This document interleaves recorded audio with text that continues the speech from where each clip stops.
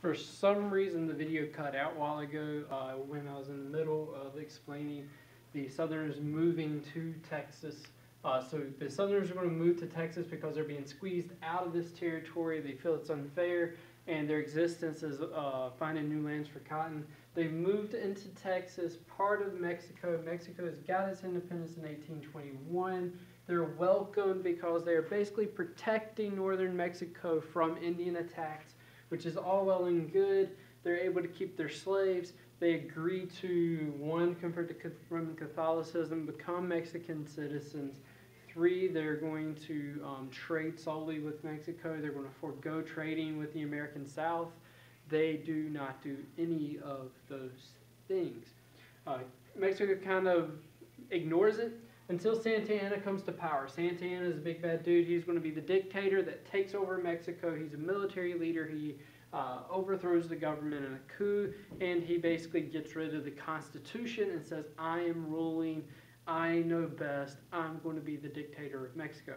You can definitely believe that sticks in the craw of the Southerners. They don't like that. 23 different rebellions are going on all over Mexico, including down here in the Yucatan, but the Texas region is definitely the hardest for Santa Anna to get a handle on.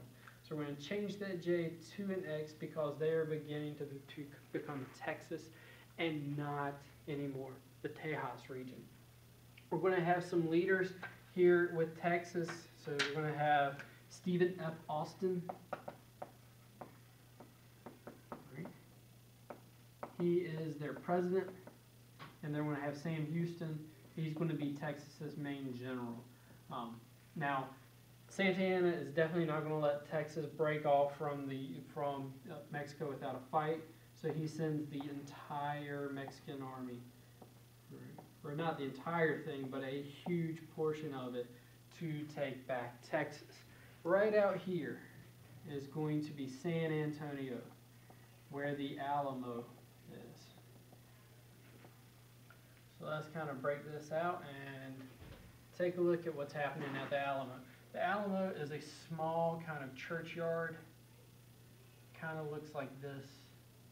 The Alamo. All right, now if you're wanting to see what it looks like, it kind of looks like this. The actual building, but there's a courtyard around it where they fortify and they make it into a stronghold. All right. The guy who is commanding this is going to be a guy named William B. Travis.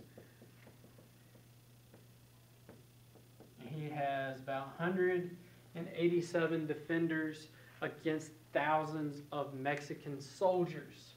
And he is holding this fort for 12 days for almost 2 weeks. Around 2 weeks, there's defense.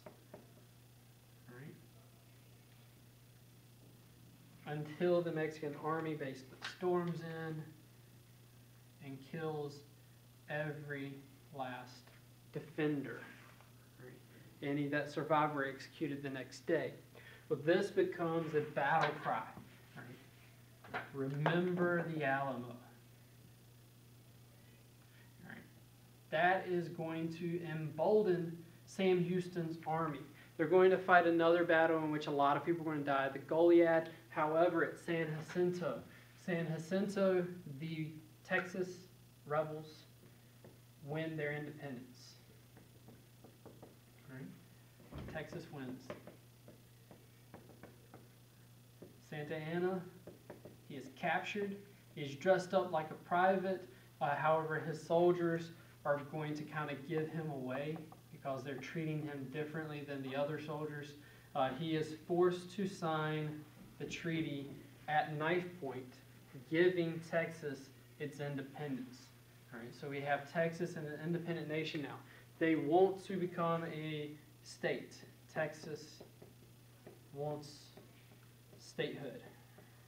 However, you got to remember, think back to what we were talking about a while ago with the different states being kind of balanced, one north, one south.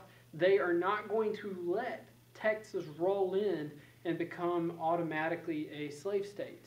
They've got to pay their dues. Also, The North doesn't want to lose power, especially when you think about this, that the original plan for Texas is to split it up into 4 states. 4 slave states, 0 free states. That is not going to happen. So they are not going to annex Texas right off the bat. They're not going to get that, which is going to lead them to becoming the Lone Star Republic. So for 10 years, they're going to be their own independent nation until the United States finally annexes them under a Southern guy as president in the 1840s. Right? That is when we're going to pick up the Mexican-American War. That's what starts the Mexican-American War. See you then.